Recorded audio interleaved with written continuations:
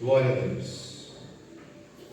Efésios capítulo 6, a partir do versículo 13.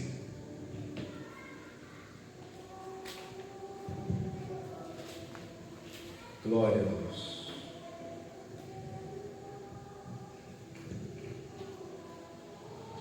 Efésios capítulo 6, vamos ler do 13 ao 18, que diz assim: Portanto, tomai toda a armadura de Deus, para que possais resistir no dia mau e, havendo feito tudo, ficar firmes. Estai, pois, firmes, tendo cingido os vossos lombos com a verdade, e vestida a couraça da justiça, e calçados os pés na preparação do evangelho da paz, tomando sobretudo o escudo da fé, com a qual podereis apagar todos os dardos inflamados do maligno. Tomai também o capacete da salvação e a espada do Espírito, que é a palavra de Deus, orando em todo o tempo com toda oração e súplica no Espírito, e vigiando nisto com toda perseverança e súplica por todos os santos. Glória a Jesus. Aleluia. Esse texto ele fala da armadura de Deus. Ele é bem claro em frisar que a armadura é de Deus, a armadura não é do homem. Porém, o apóstolo Paulo ele fala que a armadura é de Deus, mas ele fala que nós podemos pegar essa armadura e nós podemos vesti-la. Olha que interessante. Então a armadura ela é de Deus, a armadura não é do homem. Ela está à nossa disposição, essa armadura. Ela é um revestimento. Ela não é a veste em si. Então, primeiro ponto, a armadura é de Deus, não é nossa. Segundo, ela é um revestimento. Geralmente se coloca uma armadura quando nós vamos para uma guerra, quando nós vamos para a batalha, tá? Mas você, para colocar armadura, você tem que estar primeiro vestido. Você tem que ter uma veste.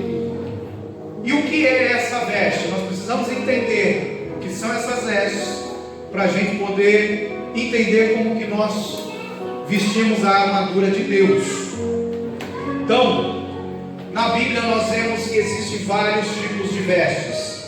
Existe uma veste chamada veste de alegria, existe uma veste chamada veste de pranto, veste de tristeza, existe uma veste chamada de veste de salvação, e existe uma veste chamada de veste de santidade. Então existem vários tipos de vestes, e nós precisamos estar vestidos para poder botar a armadura. E qual são as vestes que nós temos que ter vestido? A veste de salvação e a veste de santidade. Se a pessoa ela não tem a salvação de Jesus Cristo, se ela não tem a Jesus, ela não tem como vestir a armadura de Deus. Então ela precisa ter a veste de salvação. E a Bíblia diz que Deus é santo. E se Deus é santo, a sua armadura é santa. Então eu preciso estar vestido de santidade para poder colocar a armadura de Deus. Por quê? Porque Deus ele é santo, ele não se mistura com o pecado. Ele é luz e não tem comunhão com as trevas. Se eu estiver em pecado, eu não tenho como vestir a armadura de Deus, que é santa. Ou seja, então eu preciso estar em santidade, eu preciso estar vestido de santidade para poder vestir a armadura de Deus. Então primeiro eu tenho que ser salvo, depois eu tenho que ser santo para poder vestir essa armadura.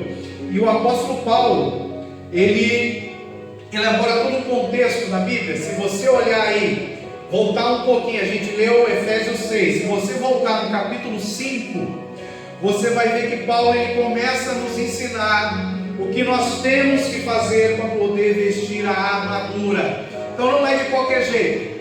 Tem algumas coisas que nós precisamos fazer para poder tomar essa armadura de Deus. E ele começa a nos ensinar o que é ser santo, o que é ter essas vestes de salvação, de santidade. Porque a salvação, eu creio em Jesus no meu coração, confessei Ele com a minha boca, creio que Ele ressuscitou, que Ele está vivo, eu estou salvo.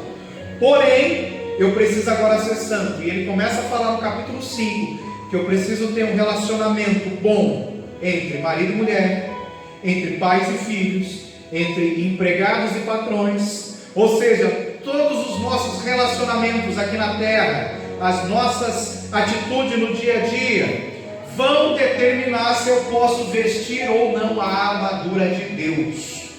Então no capítulo 5, do versículo 1 ao 5, ele fala da pureza da vida que nós temos que ter. Do versículo 6 ao 20, no capítulo 5, ele fala que nós temos que viver na luz. Do versículo 21 ao 33, ele fala do relacionamento conjugal. Aí no capítulo 6, do versículo 1 ao 4, ele fala do relacionamento entre pais e filhos. Depois do versículo 5 ao 9, ele fala que o relacionamento no nosso local de trabalho, patrões, empregados, ou seja, todo o nosso relacionamento, o nosso contato com pessoas vai influenciar na nossa santidade, porque não adianta eu ser santo na igreja, não adianta eu ser santo na frente de irmãos, de pessoas que são salvas, porém lá com os meus familiares eu não ter santidade. Eu preciso ter um padrão para que eu possa tomar essa armadura. Para que serve a armadura? A armadura ela serve para me proteger dos ataques do diabo. E serve também para eu atacar o reino das trevas. Então se eu não tiver armadura, eu estou descoberto, eu posso ser tocado pelo maligno. Então nós temos que ter muito cuidado com isso. E nós precisamos entender qual é a origem dessa armadura de Deus. Por que Paulo está falando disso? Por que nós precisamos dessa armadura divina? Lá em Gênesis capítulo 3, ele fala assim, ó: nesse momento os olhos dos dois se abriram, Adão e Eva, quando eles pecaram, e eles perceberam que estavam nus. Então costuraram umas folhas de figueira para usar como tangas. E o Senhor Deus fez roupas de pele de animais para Adão e para sua mulher vestirem. Olha que interessante, quando Deus criou Adão, Ele fez Adão perfeito. Adão não tinha pecado, ele era perfeito. Por ele ser perfeito, a glória de Deus estava nele. A veste que ele vestia não era roupa, igual a gente usa. Ele se vestia com a glória de Deus. Como que eu sei isso? Porque o apóstolo Paulo ele fala lá em Coríntios que quando Jesus vier, nós teremos o nosso corpo transformado, nós passaremos a ter um corpo glorificado, um corpo de glória. Ou seja, Jesus ele veio para restaurar o que o ser humano perdeu através do pecado. Quando Adão pecou, ele perdeu a vestimenta de glória. Quando Jesus vier, nós teremos o nosso corpo de volta, o nosso corpo vestido de glória. Mas, até isso acontecer, o que Adão fez? Pega lá uma folhazinha, vou me vestir com folha. Deus falou, não, isso não serve. Aí o Senhor foi lá, matou o animal, tirou a pele e vestiu ele com a pele. Porém, isso é provisório, isso não é permanente. As nossas vestes têm que ser vestes de glória. Tá? Mas ainda a gente vai chegar nesse nível. Ainda aqui na terra nós não temos essa veste de glória. A gente desfruta de alguns momentos onde a glória de Deus vem e toca na gente. Ela nos cobre, ela nos veste, mas isso não é permanente. Então, quando o homem percebeu que perdeu essa veste que ele tinha por causa do pecado, ele foi querer dar uma solução paliativa para se cobrir. Porém, ele não consegue. Nada que nós façamos pode restaurar essa veste de glória que nós tínhamos. Ou seja, o pecado veio e destruiu essa veste, esse vestimento, porque essa veste de glória, além de nos cobrir, ela nos protegia. A glória de Deus nos protege. Ou seja, essa vestimenta de glória era a armadura de Deus que estava sobre o homem. E nós precisamos tomar essa vestimenta de volta para usar em momentos. Só que nós temos que entender que quando ele fala tomar toda a armadura, né, se revestir com ela, quer dizer que eu posso me cobrir com ela, como também eu posso estar sem ela. Eu não estou teoricamente 24 horas com ela. Eu tenho que tomar uma posição para poder usá-la. Então, olha que interessante, quando Deus vem e veste o homem com a pele do animal, isso não é armadura. Isso era para cobrir a nudez, era para cobrir o pecado. Só que essa vestimenta é uma preparação para se usar a armadura agora. Porque quem está lá fora, quem não tem Jesus, está coberto com folhas de figueira. E isso não vale, isso não serve. Quando a gente aceita Jesus, eu passo a estar coberto com a pele do animal, ou seja, com o sangue do Senhor Jesus. Mas isso ainda não é a armadura. Eu preciso me revestir com a armadura. E isso essa pele do animal é tipo do sacrifício de Jesus. Esse sacrifício ele vem, nos cobre, nos guarda, nos protege. Porém, quando o diabo se levanta para nos atacar, nós temos que estar vestidos com a armadura. Então, antes de eu colocar a armadura de Deus, eu tenho que ser salvo, tenho que estar com as vestes de salvação e tenho que ser santo, tenho que estar vestido de santidade diante de Deus. Paulo, ele nos revela esse ensino. Por quê? Porque muitas pessoas não entendem isso. Algumas pessoas até fazem atos proféticos, né? Quando a gente vai orar, a gente fala: eu cinjo meus lombos com a verdade, eu visto a couraça da justiça e faço o movimento, calço meus pés na preparação do evangelho da paz, tomo sobretudo o escudo da fé, ponho o capacete da salvação, impunho a espada do Espírito. Isso tudo é um ato profético que faz e vai no mundo espiritual, só que não tem efeito se eu não ser santo. E da onde que Paulo tirou isso? O apóstolo Paulo, ele tem algo interessante. O apóstolo Paulo, ele não criava as coisas, ele não inventava. Apesar de ele ser o maior escritor do Novo Testamento, ele não inventava as coisas. Ele vinha para o Antigo Testamento, extraía coisas que ninguém conseguia extrair e trazia para nós um entendimento novo. Por isso que ele foi o maior escritor. Mas não foi o escritor de trazer coisas novas, não. Ele foi de dar entendimento àquilo que Deus já tinha estabelecido. É por isso que ele fala em Romanos que a lei de Deus é perfeita. E é por isso que ele fala também que a lei, a palavra de Deus do Antigo Testamento, é sombra das coisas futuras, das coisas que viriam a acontecer. Da onde que ele tirou isso? Que nós precisamos primeiro ser salvos e ser santos para depois usar a armadura.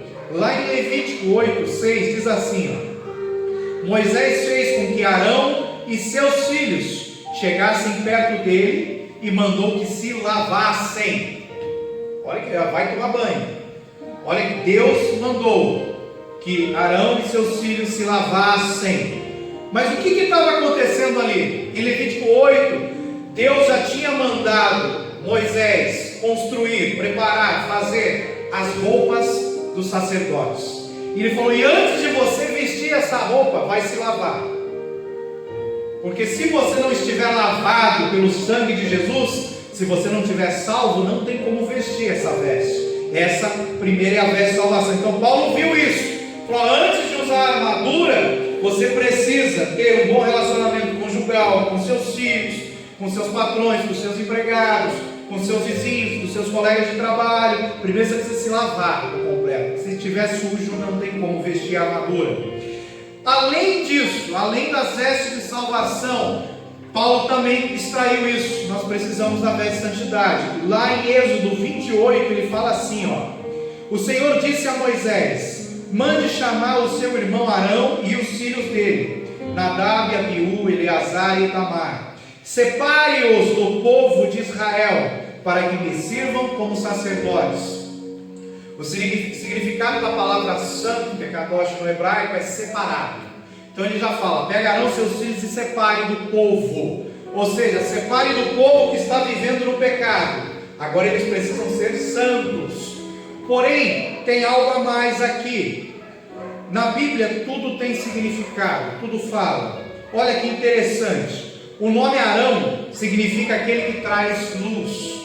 Então, eu posso dizer que para eu poder estar pronto, estar vestido de santidade, eu preciso ser luz no mundo. Aquilo que Jesus falou. Eu preciso de luz. Nadab, um dos filhos de Arão, significa generoso. Ou seja, Mamon, aquele demônio da riqueza que nós falamos ontem, ele não pode nos dominar. Não pode. Com isso, o que eu preciso? esse significado do nome Nadab, que é um dos filhos de Arão, eu preciso expressar hoje aqui a minha adoração a Deus com minhas primícias, com meus dízimos, com as minhas ofertas e com os meus sacrifícios, né? Com a primícia eu expresso a minha honra a Deus, com os dízimos o temor, com as ofertas eu alcanço a provisão de Deus, e com os sacrifícios eu alcanço a prosperidade de Deus. Ontem a gente falou da oferta do cordeiro. A oferta de cordeiro é uma oferta de sacrifício, ela dói. E só quando eu começo a oferecer ofertas de sacrifício é que eu alcanço prosperidade. Então, são passos. Existem 18 tipos de ofertas. No Antigo Testamento, cada uma tem um significado profético. Mas, resumindo, são essas 4. E quando eu ponho em prática essas ofertas com um coração generoso e alegre, eu estou me vestindo de santidade diante de Deus. O outro filho de Arão, chamado Abiú, o significado do nome é ele é meu pai. Ou seja, para eu ser santo, eu preciso me identificar com o pai que é santo. E ele diz: sede santos, pois eu sou santo. Eleazar significa Deus ajudou. Ou seja, eu preciso ter total dependência de Deus. Quando eu sou totalmente dependente de Deus, tudo que eu vou fazer eu pergunto para o Senhor. Eu vejo se isso agrada, se não agrada a Deus. Eu estou demonstrando a minha dependência a Ele. Isso é uma veste de santidade. O outro filho de Arão, chamado Itamar, significa terra de palmeiras. Ou seja, eu preciso ser uma terra fértil, eu preciso dar frutos. Ou seja, eu preciso dessas 5 características para estar vestido de santidade. Se eu não for luz para o mundo, se eu não for generoso, se eu não tiver Deus como meu pai e me portar como sendo seu filho, se eu não for totalmente dependente dele, se eu não der fruto, eu não sou santo. E olha que interessante, Arão e seus 4 filhos estavam sendo consagrados para o ministério. E depois, ainda em Efésios capítulo 4, o apóstolo Paulo ele fala que existem 5 ministérios. Arão e seus 4 filhos, 5 sacerdotes, a linhagem que Deus escolheu. 5 ministérios. E tem um episódio aí na Bíblia onde Nadab e Abiú, 2 filhos de Arão, entraram no lugar santíssimo para oferecer a sua adoração. E a Bíblia diz que eles entraram lá com um fogo estranho. O que é um fogo estranho? É quando o nosso coração não é sincero perante Deus, porque o fogo de Deus queima no altar que é o nosso coração. Então, se eu não tiver sinceridade para adorar a Deus, eu estou oferecendo a Ele um fogo estranho. E o que aconteceu com eles? Eles morreram. E isso também era algo profético que viria a acontecer na história da igreja. Deus desde o começo estabeleceu 5 ministérios: apostólico, profético, o de ensino, o ministério pastoral e o ministério evangelístico. Deus estabeleceu isso. Porém, o que aconteceu na história da igreja? A igreja foi e matou o ministério profético e apostólico. Então você vê na maioria das igrejas, nas igrejas tradicionais, você tem um pastor, você tem um mestre, aquele que ensina na escola dominical, né? Você tem o evangelista, que é consagrado evangelista, usa o brochezinho lá de evangelista, mas você não vê ninguém consagrando um profeta. Você não vê eles reconhecendo apóstolos. Por quê? Porque Nadab e Abiú morreram. Chegou num determinado momento da história da igreja que foi oferecido um fogo estranho, e esses 2 ministérios morreram. Porém, existe uma promessa na Bíblia que perto do fim esses ministérios seriam restaurados. É por isso que hoje nós vemos que já existem apóstolos, existem profetas de Deus consagrados como apóstolos, como os profetas. Mestres estão sendo consagrados. Não é só porque ele dá aula lá numa salinha de escola bíblica, não. É porque ele tem esse ministério. Então isso aconteceu lá atrás. Era reflexo de coisas que nós vivemos hoje. E o apóstolo Paulo, ele tinha esse feeling para pegar essas coisas. As coisas que estavam lá atrás no Antigo Testamento, que apontavam para coisas futuras. Então nós temos que entender que esse ministério profético e apostólico, ele foi muito visado pelo diabo. Por quê? Lembra? Nadab e Abiú morreram. Morreu o ministério apostólico e o ministério profético. E Nadab e Abiú significa: Nadab, generosidade, ofertas, e Abiú significa: ele é meu pai. Ou seja, o que mais se tem falta na igreja hoje? Primeiro, é de identidade com Deus. As pessoas estão na igreja, mas não têm uma identidade com Deus, porque se a pregação não é ruim, não me agrada. Se o louvor não está bom, não me agrada. Ela não vem para a igreja para oferecer, para dar, ela vem para receber. Por quê? Porque ela não tem identidade com o Pai. Eu ouvi algo interessante hoje. Se você falar para um judeu: vamos para a sinagoga, ou seja, vamos para o culto, vamos para a igreja, o judeu ele vai falar assim: o que eu preciso perder hoje? Porque o judeu sabe, está na Bíblia, não se entra na presença do Senhor de mãos vazias. Então, se ele vai para o culto, se ele vai para a sinagoga, se ele vai lá para adorar, ele sabe que ele tem que perder alguma coisa. Por quê? Porque aquilo que a gente perde dói. Porque aquilo que está sobrando, eu entrego. Mas aquilo que eu tenho, que me é muito necessário, né, aquilo ali faz falta. Quando eu entrego, dói, eu perco. E quando eu perco, eu ganho. No reino de Deus é o contrário. Quando eu sou fraco, eu sou forte. Quando eu perco, eu ganho. E Jesus fala: melhor é você dar do que receber. Então, o judeu ele tem essa mentalidade. Quando eu for para o culto, eu vou para perder. O brasileiro não. O brasileiro vai para o culto para receber. Eu vou lá para receber, eu vou lá para pegar minha bênção. Ele não vai lá para perder, ele não vai lá para dar. Ele não vai lá para adorar a Deus. Ele vai lá para ele se sentir confortável, praticamente para receber uma adoração. Então, eu tenho que sair daqui do culto feliz, quando o contrário é verdadeiro.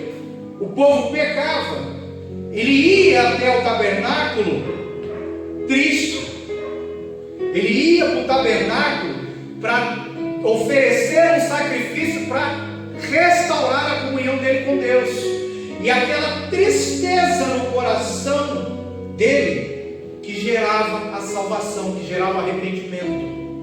E a gente não, a gente tem um conceito assim: a gente precisa ser feliz. E quando nós vamos para a igreja, a gente vai lá para receber um refrigério, para receber uma bênção. Eu vou lá, às vezes até triste, quero sair de lá feliz.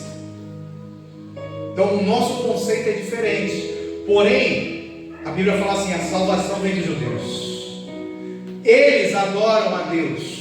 Olha que interessante, se você entrar na internet e ver lá o Muro da Lamentação, praticamente 24 horas por dia vai ter alguém lá vestido de preto com um chapéuzinho, fazendo assim na frente do muro, fazendo assim, fazendo assim, fazendo assim. Eles ficam lá, parece doideira, eles ficam lá mexendo o corpo e orando, mexendo o corpo e orando. Por que eles ficam mexendo o corpo? Porque eles aprenderam que eles precisam adorar a Deus em espírito, com a alma e com o corpo. A adoração tem que ser completa. Então nós precisamos entender: quando Nadab morreu, as ofertas morreram na igreja. Aí eu já ouvi isso, já ouvi várias pessoas: desde pequenininho a gente é ensinado a ir para a igreja assim, né? Os meninos levam um lenço, e bota as moedinhas no bolso para a hora da oferta. Pode ir de mão vazia, leva a moedinha. As meninas antigamente iam com um lequezinho, porque era muito calor, e levavam as moedinhas também para a igreja. Eu ouvi muito isso. A igreja tradicional fala e ensina isso ainda hoje, tá? Ou seja, a mesma moedinha que a pessoa te pede no sinal é a moedinha que você traz para ofertar para o Deus Altíssimo, poderoso, Criador dos céus e da terra, que permite que você esteja vivo hoje. Por quê? Porque Nadab morreu no meio da igreja. Essa parte de generosidade, de ofertas, de sacrifício, está sendo restaurada agora no meio da igreja. Se você fosse falar isso há 10 anos atrás, é capaz de alguém arrancar o microfone da mão e tacar pedra em você. Por quê? Porque era isso que o diabo queria. Ele quer tirar essa arma do meio da igreja. Isso morreu lá atrás, já era algo profético. E Abiú morreu por quê? Porque acabou essa paternidade. As pessoas hoje estão na igreja, mas elas se portam como mendigos diante de Deus. Elas não são filhos de Deus, não são herdeiros de Deus, herdeiros, co-herdeiros com Cristo de todo o poder, de toda a glória, de tudo que Deus tem. Então ela vive na miséria, ela vive mendigando. Ah, Senhor, me dá isso. Não, você é herdeiro, você possui tudo. Você precisa chamar a existência aquilo que não existe. Então, essa falta de paternidade morreu, essa falta de generosidade morreu no meio da igreja. Isso estava lá prefigurado com Nadab e Abiú. Eram os ministérios proféticos que morreram, mas agora precisam ser restaurados. Quando eu restauro esse ministério profético e apostólico na minha vida, através da paternidade, eu não preciso mais do pastor. Eu não preciso mais do pastor para falar com Deus. Eu vou lá e falo com Ele. Eu tenho o meu quartinho de oração. Eu entro, passo tempo com Deus, falo com Deus. Eu busco a Deus. E o conceito era diferente. Não, eu precisava vir na igreja, porque eu preciso ali de um ministro, de um ungido para ministrar. Eu preciso ser ministrado. E às vezes eu acabo tanto sendo ministrado que eu não ministro a Deus. Porque para ministrar é só o pastor, é só a pessoa que foi consagrada para isso. Não. Todos nós somos separados, ungidos e consagrados para ministrar a Deus, para ministrar a nós, para ministrar ao mundo. Nós precisamos entender, todos temos essa responsabilidade. Por quê? Os 5 ministérios foram restaurados agora, porque nós já estamos nos últimos tempos, nos últimos momentos. Então, olha que interessante, Jesus ele fala o seguinte: nós temos a veste de salvação e de santidade, porém nós temos que tomar cuidado para não vestir vestes profanas. Ele fala assim lá em Mateus 22, a partir do versículo 11: quando o rei entrou para ver os convidados, notou um homem que não estava usando roupas de festas, vestes de festas, e perguntou: amigo, como é que você entrou aqui sem roupa de festa?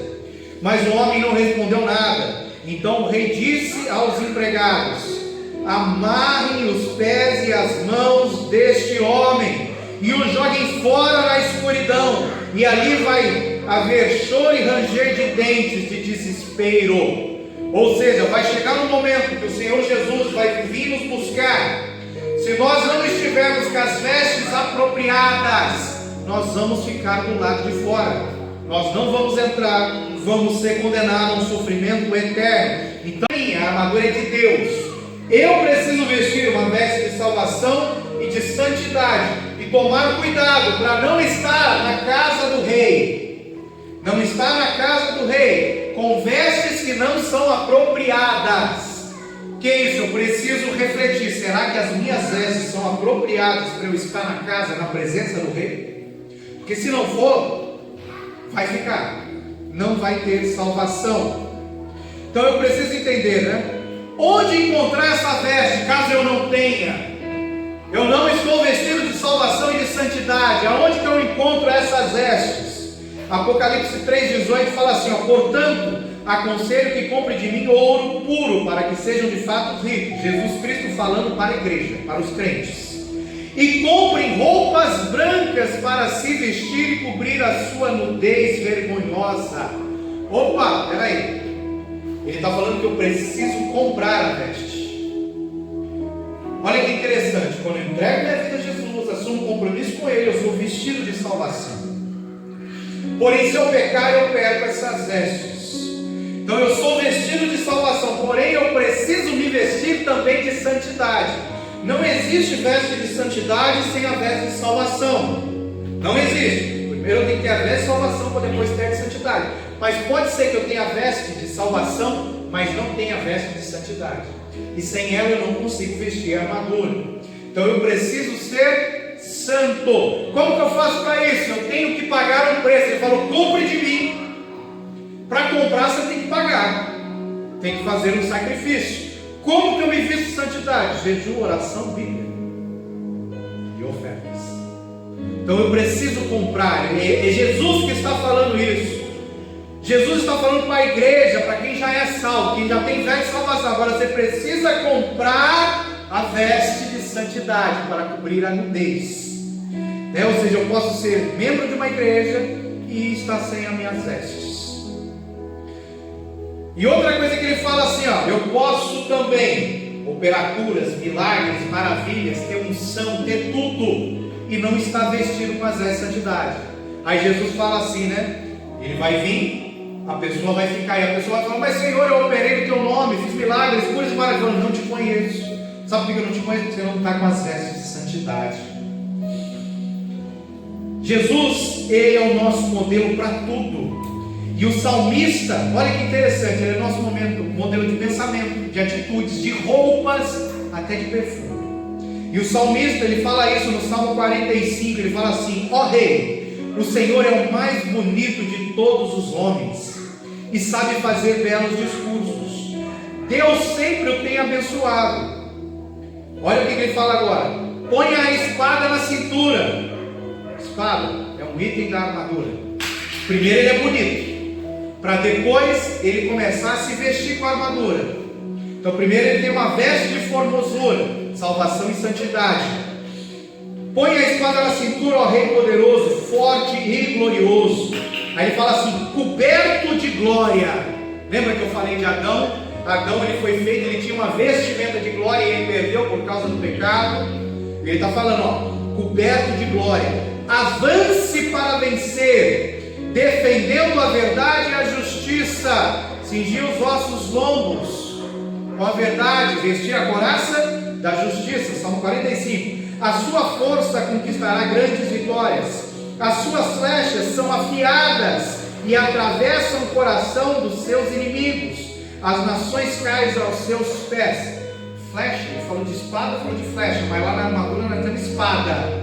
Porém, lá no último versículo que nós lemos, lá de Efésios, fala que a todo tempo ele tem que estar em súplica e oração em espírito. A flecha é algo que você lança e vai à distância. A oração, ela não tem limite. Você pode orar aqui para uma pessoa que está lá no Japão, nos Estados Unidos. É uma flecha, é algo que nós lançamos, vai longe. Faz parte das armas do guerreiro. E ele fala assim, as suas flechas são afiadas e atravessam o coração dos seus inimigos. As nações caem aos seus pés, ou seja, pode cruzar o globo. O reino que Deus lhe deu vai durar para sempre, ó rei. O Senhor governa o seu povo com justiça. Agora, olha o que ele fala sobre santidade. Ama o bem e odeia o mal. Então, sinônimo, né, que eu estou vestido de santidade é porque eu amo o bem e odeio o mal. Eu amo o bem e odeio o mal. E lá em Provérbios ele fala assim, aqueles que amam a Deus odeiam o mal. Então eu não posso compatibilizar com nada que seja mal, que desagrade a Deus, para que eu esteja com as vestes de santidade. E ele fala assim, foi por isso que Deus, o seu Deus, o escolheu e deu mais felicidade ao Senhor do que a qualquer outro rei. Ou seja, eu vou alcançar felicidade, alegria, quando estiver vestido de santidade. A sua roupa está perfumada com mirra e aloés. Ou seja, nós temos que, através da nossa vida santa, exalar o bom perfume de Cristo. Os músicos tocam para o Senhor, ó rei, em palácios enfeitados com marfim. Quando eu estiver com essas vestimentas, eu vou estar em palácios de marfim, ou seja, a prosperidade vai chegar. Então são coisas que andam juntas. E um detalhe muito importante, uma decisão que nós tomamos de ser santos e mantemos, mostramos a Deus que nós vamos honrar essa decisão, nos permite usar a armadura. Então, tenho a veste de salvação, me cubro com a veste de santidade através de uma decisão e não volto atrás dela. Lá em Êxodo 32 tem um episódio interessante. Moisés subiu um monte, Deus entregou a lei para ele. Aí Deus falou assim, ó, desce, porque o povo que está lá embaixo, que eu arranquei do Egito, que eu fiz milagres, sinais, prodígios, maravilhas, está adorando a um outro Deus. Fizeram um bezerro de ouro e estão lá adorando ao bezerro de ouro, falando que foi o bezerro de ouro que tirou eles do Egito. Aí Moisés desceu, e olha o que acontece em Êxodo 32. Moisés viu que Arão havia deixado o povo completamente sem controle, fazendo assim que os seus inimigos zombassem deles. Então ficou na entrada do acampamento e disse: Olha o que Moisés falou: quem estiver do lado de Deus, o Senhor, que chegue até aqui. Então todos os levitas se reuniram em volta de Moisés. Tinha cerca de 3 milhões de pessoas no acampamento, 12 tribos. Como se Moisés fizesse um risco e falou: ó, quem é do Senhor, passa para cá. Somente uma tribo, somente os levitas, a minoria, passou para o lado do Senhor, veio para o lado de Moisés. Aí Moisés disse assim: o Senhor, o Deus do povo de Israel, manda, Moisés falando em nome do Senhor, que cada um de vocês pegue a sua espada e vá pelo acampamento de ponta a ponta, matando os seus parentes, os seus amigos e os seus vizinhos. Ou seja, eles querem continuar no pecado? Matem-os. Eles não servem mais para vocês. Nós precisamos tomar uma decisão. E a decisão de ser santo, ela chega nesse ponto. Se é necessário eu matar meu parente, meu vizinho, meu amigo, eu vou matar. Ou seja, para que eu tenha a santidade de Deus na minha vida, eu tenho que tomar uma posição muito radical. Senão eu não consigo me revestir com a armadura. E não fazendo isso, o diabo vai continuar infernizando a minha vida e a minha família. E olha que interessante, ele fala assim, ó: os levitas obedeceram a ordem de Moisés e mataram naquele dia, mais ou menos, 3.000 homens. Moisés disse aos levitas, porque eles foram fiéis ao Senhor, se levantando contra os seus irmãos que estavam em pecado e queriam continuar no pecado. Olha o que Moisés fala para eles: hoje vocês mataram os seus filhos e os seus irmãos, e assim se consagraram como sacerdotes para o serviço de Deus, o Senhor. Até aqui Deus não tinha escolhido a tribo. Até aqui Deus queria que toda a nação de Israel fosse uma nação de sacerdotes para ministrar ao mundo. Porém, como eles pecaram, abandonaram o Senhor, e uma tribo tomou a decisão de serem santos, Deus escolheu apenas eles para servirem no santuário, para serem sacerdotes do Deus Altíssimo.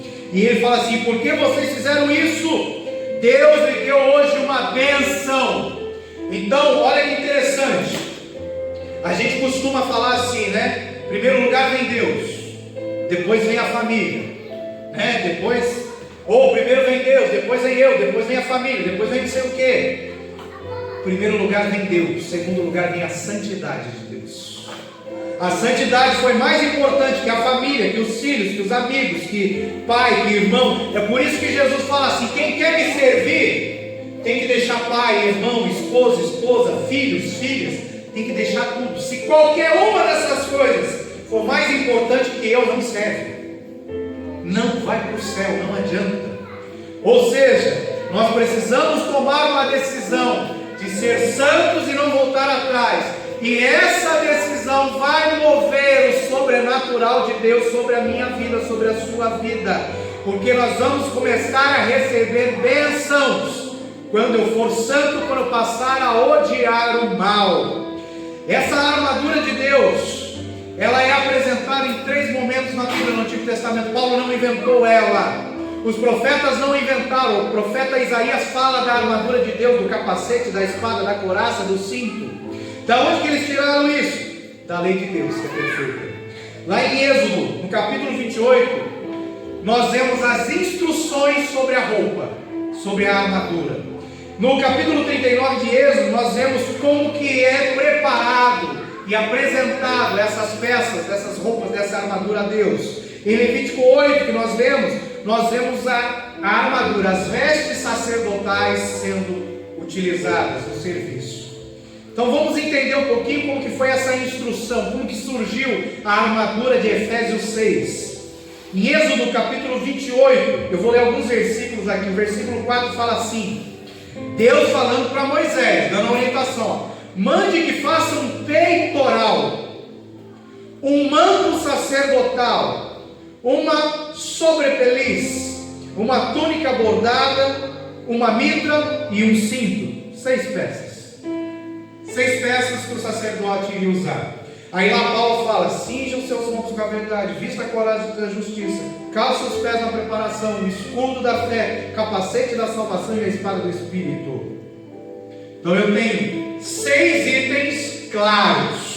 Lá em Efésios 6 e em Êxodo 28:4 nós temos 6 itens claros, que era a roupa do sacerdote, que representa veste de salvação, veste de santidade e armadura de Deus. Êxodo 28:6 fala assim: os artesãos farão um manto sacerdotal. Agora, como que vai ser feita essa armadura, essa veste? Os fios de lã azul, púrpura e vermelha, de linho fino e de fios de ouro, e o enfeitarão com bordados.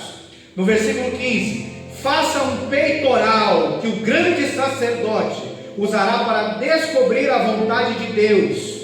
Como manto sacerdotal, o peitoral também será feito de fios de lã azul, púrpura, vermelho e de linho fino, enfeitado com bordados.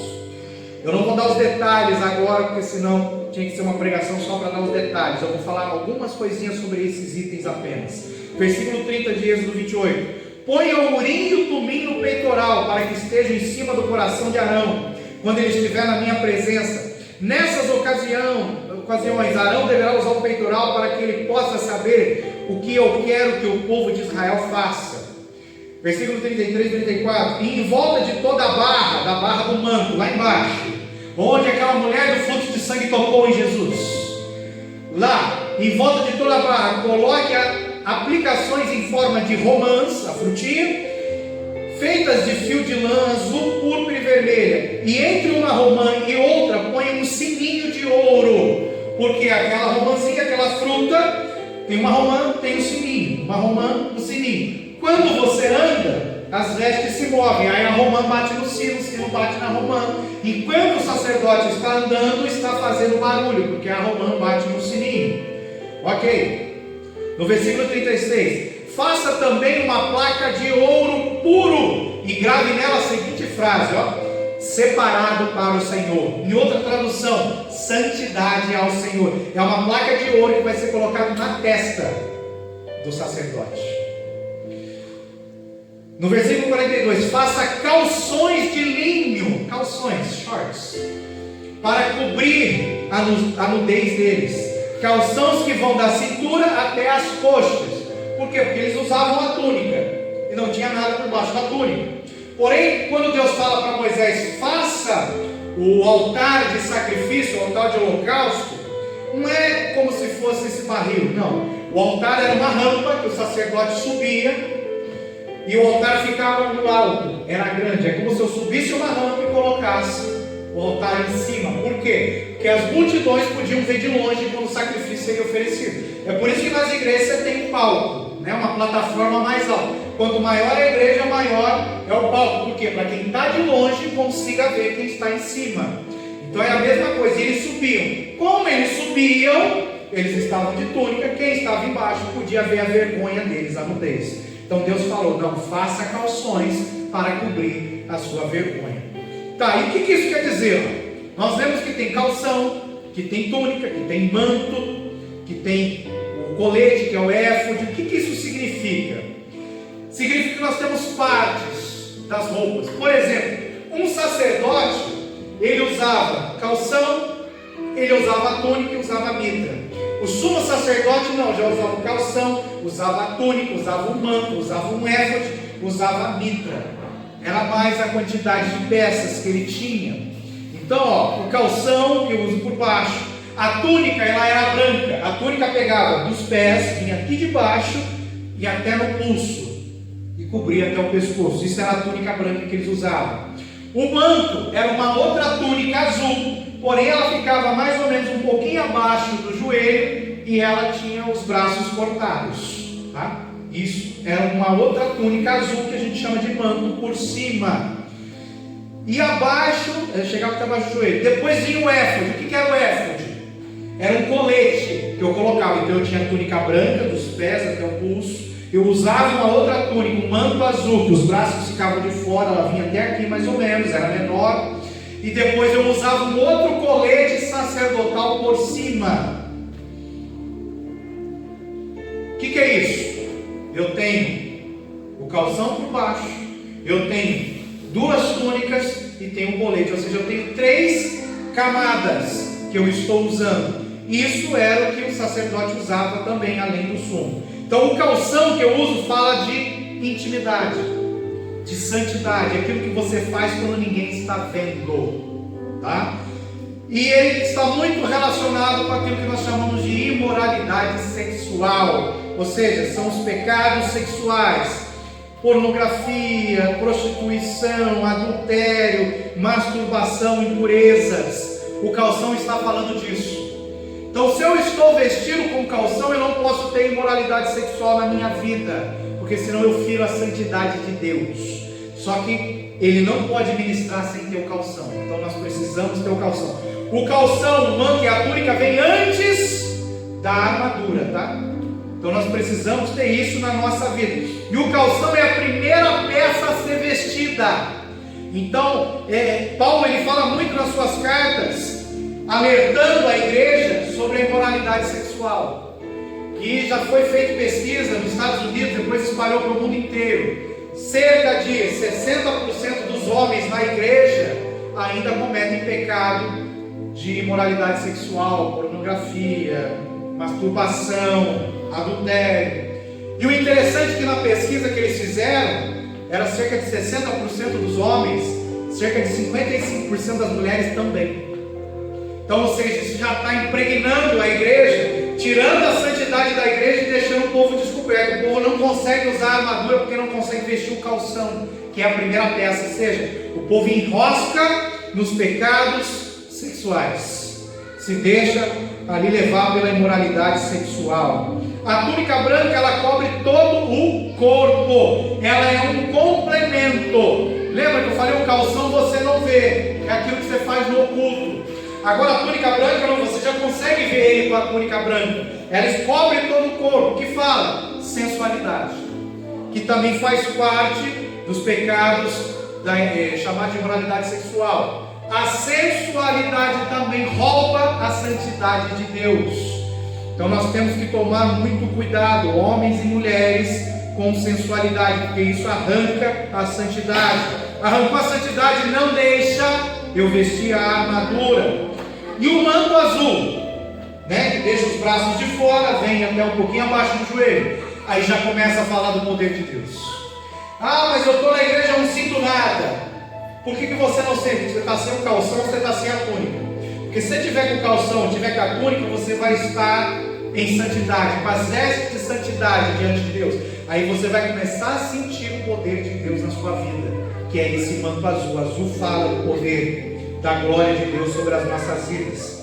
E o éfode, que é um colete que ele coloca, onde vai ser pendurado o peitoral. Esse éfode fala de unção, para nós trabalharmos para o Senhor. Então uma coisa é eu começar a ter experiências com Deus, no manto azul. Outra coisa é agora eu começar a ministrar, começar a orar com as pessoas, elas serem curadas, começar a pregar, evangelizar e ver as pessoas sendo salvas. Isso já é o éfode. Já é algo, é um revestimento celestial. É onde você vai começar a ver a armadura de Deus trabalhando. Aí depois ele tem um cinto que é colocado no sacerdote. Você vestiu o calção, a túnica branca, o manto, vestiu agora esse colete chamado de éfode. Agora tu vai botar um cinto para prender tudo, para deixar firme. É o cinto que sustenta toda a roupa. É o cinto que sustenta toda a roupa.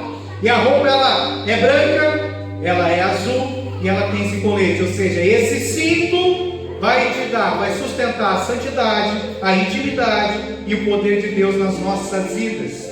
E depois vem o peitoral do juízo por cima. O que é o peitoral? É uma placa feita de ouro com 12 pedras preciosas e com 2 lugares para você colocar o tal do urim e do tumim, que eu já vou explicar o que é. E esse peitoral, ele expressa o juízo e a justiça de Deus.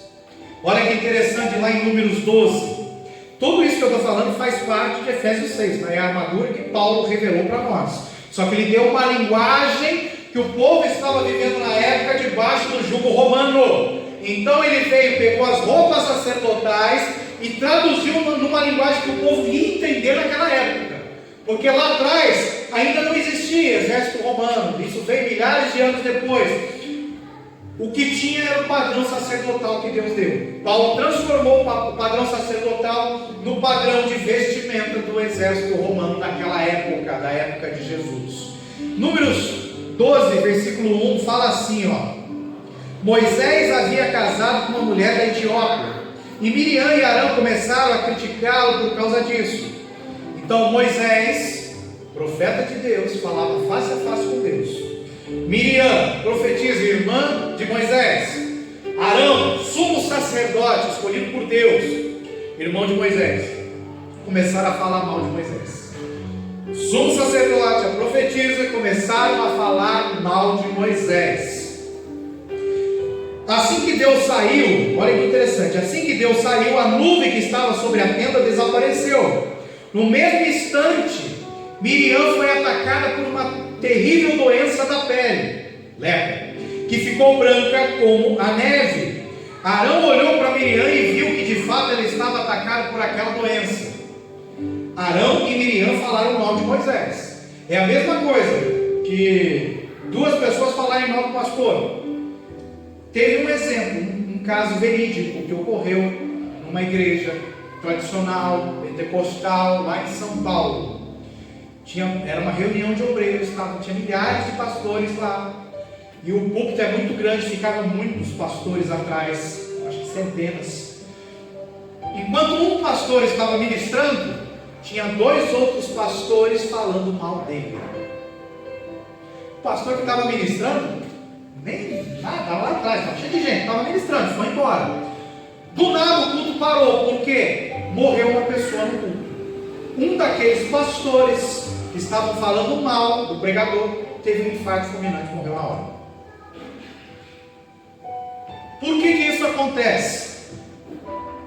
Arão e Miriam falaram mal de Moisés. Por isso que a gente não pode falar mal de ungido. Por isso que Davi falou: ai de mim de tocar em Saul, ai de mim de falar em Saul. Porque Saul, mesmo pecando, é ungido de Deus. Por que a lepra veio em Miriam e não veio em Arão? Se os dois falaram mal de Moisés, por que a doença pegou em Miriam? O juízo de Deus veio sobre Miriam e não veio sobre Arão. Simples. Porque Arão, ele vestiu o peitoral do juízo. Ele estava com a armadura de Arão? Não, ele estava com a armadura de Deus. Lembra que eu falei? A armadura é de Deus, não é nossa. E a armadura de Deus, ela é santa. Nem Deus pode tocar na sua própria santidade. Então, enquanto Arão estava vestido, ele era o sumo sacerdote, estava vestido com aquela armadura, com aquela roupa sacerdotal, com aquele peitoral do juízo, nada podia tocar nele. É por isso que você ouve alguns pregadores falando assim: quando você tem promessa de Deus, você não morre. Morre. Quando você está vestido com a armadura de Deus, você não morre. Quando você está vestido com a roupa sacerdotal, todas as peças, com peitoral de juízo, você não morre. Arão morreu. Mas eu tenho uma promessa, eu não morro antes da promessa. Você morre. Só você pegar lá, Hebreus 11, a galeria dos heróis da fé. Moisés morreu, ele tinha promessa de entrar na terra, não entrou. E lá, um pouquinho antes, em Hebreus 10, ele fala assim: muitos morreram sem ver a promessa de Deus cumprida em suas vidas. As gerações futuras viram, eles não. Jacó, Isaac, Abraão teve a promessa que a sua descendência seria igual à areia do mar, igual à estrela do céu. Ele viu isso? Não. Moisés entrou na terra? Não. Mas quem está vestido com essa roupa, com essa armadura de Deus, não morre. E olha que interessante. Então, Miriam ficou leprosa, Arão não, porque ele usava a armadura de Deus, a vestimenta sacerdotal.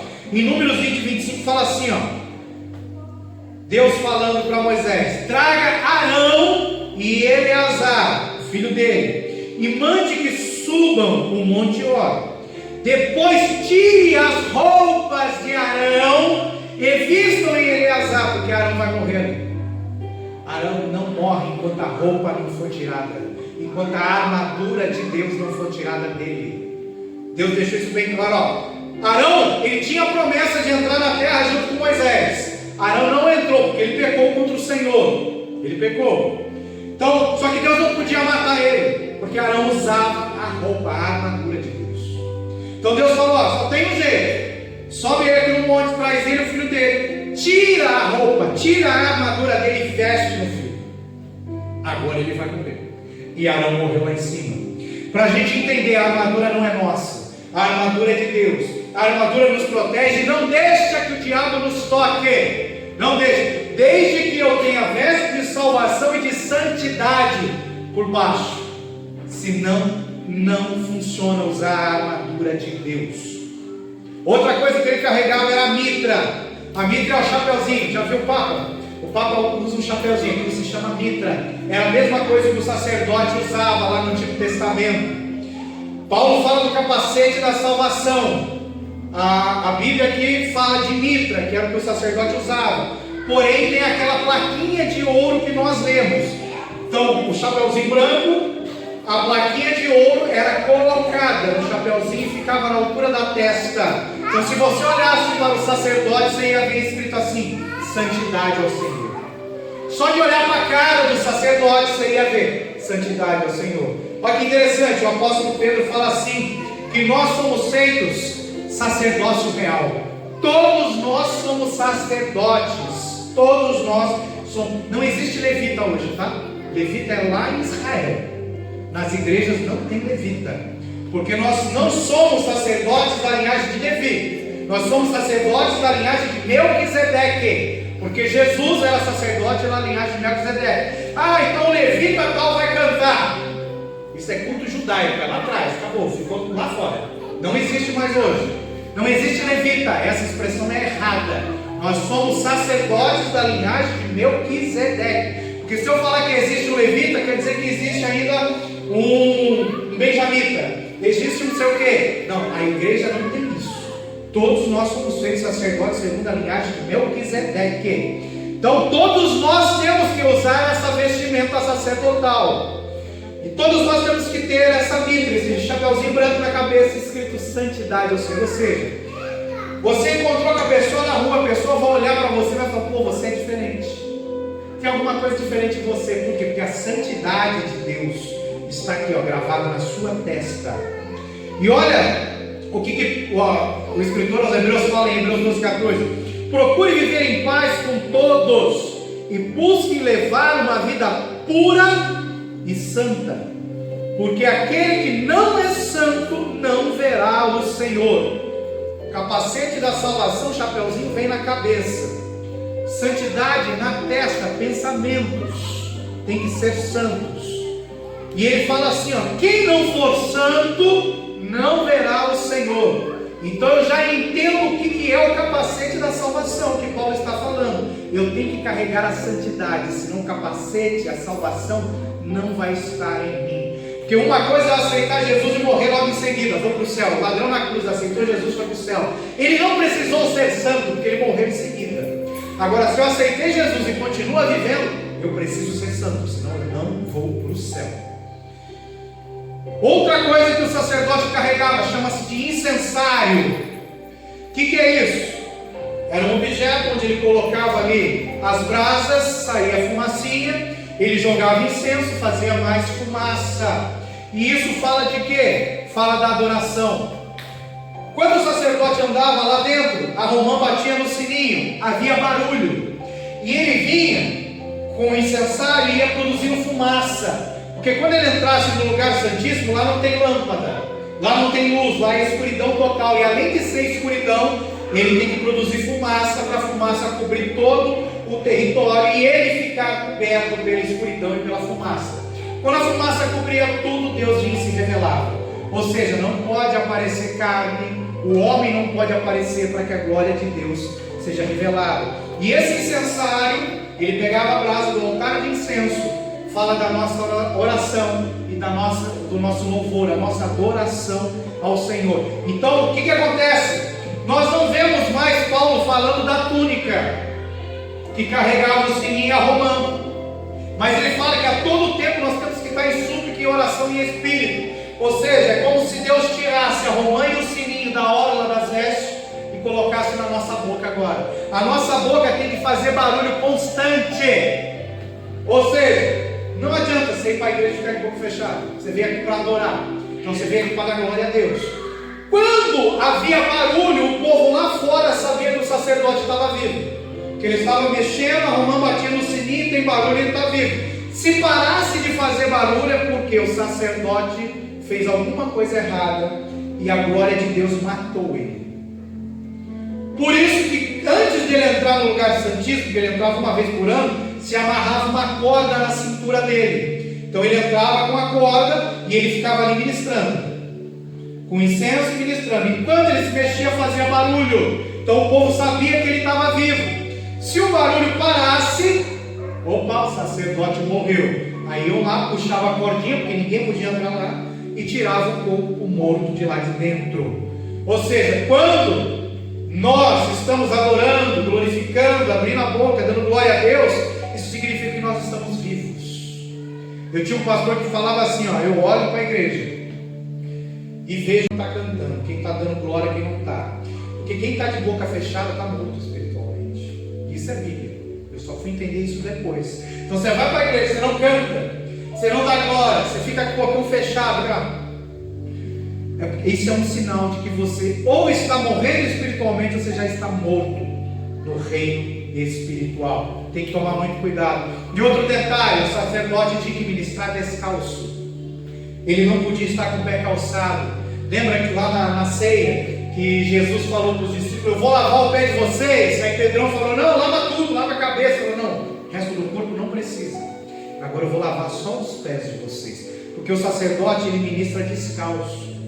Ele passa por vários lugares, pega poeira, pega sujeira. Ele precisa dessa purificação. E é aquilo que nós fazemos na ceia.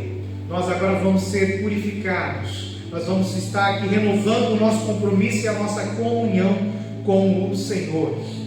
Então, para a gente rapidamente aqui fazer uma analogia aqui, uma comparação, ó. Paulo, ele fala assim para Timóteo: Timóteo, tem cuidado de ti mesmo e da doutrina. Persevera nessas coisas, porque fazendo isso te salvarás tanto a ti mesmo como aos que te ouvem. Tem cuidado de ti e da doutrina. Quando ele fala cuida de ti mesmo, ele está falando assim, ó, cuida do calção, cuida da túnica e cuida do manto. Isso é seu. É você que tem que manter a túnica branca, é você que tem que usar o calção. Cuida de ti mesmo, da tua salvação e da tua santidade, porque fazendo assim você será salvo. Ele fala aqui. Só que ele fala também, ó, cuida da doutrina. Cuida da doutrina. E a doutrina fala do éfode, aquele colete, do peitoral, da romã e do sininho. Ou seja, eu tenho que manter isso vivo. Eu tenho que manter as minhas experiências com Deus renovado, o poder de Deus na minha vida renovado, a minha adoração, glorificação viva diante de Deus. Então eu preciso cuidar de mim e da doutrina. Olha que interessante. Agora eu vou cruzar Efésios 6 com Êxodo 28. Paulo fala: vista a couraça da justiça, calção, túnica, manto e éfode. Ele fala assim, ó, cinge os seus lombos com a verdade. O cinto da verdade é o mesmo cinto que o sacerdote usava. Depois ele fala assim: tome o escudo da fé. O escudo da fé é o peitoral do juízo, da justiça. Olha que interessante. Lembra que eu falei? Arão não morreu. O peitoral protegeu ele, o escudo nos protege. Então eu tenho o escudo da fé e o peitoral. E dentro desse peitoral carrega o urim e tumim, que eram duas pedrinhas, que ninguém sabe como que funcionava, ninguém sabe como que é, que se perdeu ao longo da história. Porém hoje o urim e tumim são representados pelos dons do Espírito Santo, que todo sacerdote tem que carregar com ele. Por quê? Porque através desses dons, principalmente o dom da fé, por isso que o peitoral está junto com o escudo, é que eu vou começar a ter as revelações e o discernimento, urim e tumim. Revelação e discernimento, profecia e discernimento, para saber se vem de Deus, se não vem. É assim que funciona. Depois eu tenho o capacete da salvação e a mitra, o chapeuzinho lá com a plaquinha de ouro, santidade. Eu tenho a espada do Espírito e tenho o orando no Espírito que Paulo fala. O que isso significa? Fala do incensário, minha vida de oração, da romã, do sininho, da minha adoração, da minha glória, das palavras que saem da minha boca, que vão produzir. Esse romã e o sino falam do fruto do Espírito Santo na minha vida. que sem eles eu não consigo vestir a armadura de Deus. E por último, ele fala do calçado, da bota do Evangelho. Calçai os vossos pés na preparação do Evangelho da paz. Ué, eu tenho que calçar, mas o sacerdote andava descalço. E agora? O que isso quer dizer? A Bíblia fala assim, Isaías 52:7: quão suaves são sobre os montes os pés do que anunciam as boas novas, que faz ouvir a paz, que anuncia o bem, que faz ouvir a salvação, que diz a Sião: o teu Deus reina. Ou seja, essa bota, esse calçado que eu tenho que botar nos meus pés, calçar os pés na preparação do Evangelho da Paz, fala de eu anunciar a salvação, de eu ganhar almas para o Senhor, de eu evangelizar. Porque enquanto eu estiver evangelizando, falando do amor de Deus, o meu pé vai estar calçado e vai estar protegido, e eu vou estar operando debaixo da santidade de Deus. Se eu não evangelizar, se eu não falar do amor de Deus, o meu pé vai estar desprotegido, e eu vou pisar sobre espinhos, eu vou me machucar. Então nós vemos todos os itens, as peças da vestimenta sacerdotal, sendo agora esclarecidas pelo apóstolo Paulo em Efésios 6. E quando nós entendemos que nós só vamos vestir a armadura de Deus, que não é nossa, é de Deus, quando nós estivermos com vestes de salvação e vestidos de santidade, aí nós vamos começar a entrar em guerra contra o reino das trevas. Deus nos chamou para a guerra. Ele falou: o reino de Deus, o reino dos céus é tomar a força. Ele nos dá armadura, Ele nos dá armas espirituais, Ele nos dá a condição de fazer guerra. Não é de ficar sentado, de cantar um louvor, de ouvir uma palavra, não. Ele quer que nós avancemos, Ele quer que nós venhamos a conquistar territórios, e para conquistar território, você tem que destruir o inimigo. E o nosso inimigo não é carne e sangue, não são homens, é o diabo, seus demônios, é o reino das trevas. Com posse desse entendimento, nós vamos começar a viver. Eu tenho uma porta que não abre de jeito nenhum na minha vida. É porque você tem que tomar ela à força. E para tomar essa porta, para você conquistar isso à força, você tem que estar revestido com a armadura e usar as armas espirituais. Senão, você não vai conseguir. Agora nós vamos ceiar, vamos dedicar agora esse momento para que nós possamos alcançar mais de Deus para as nossas vidas. Esse momento da ceia, a gente costuma muito falar que é um momento de reflexão,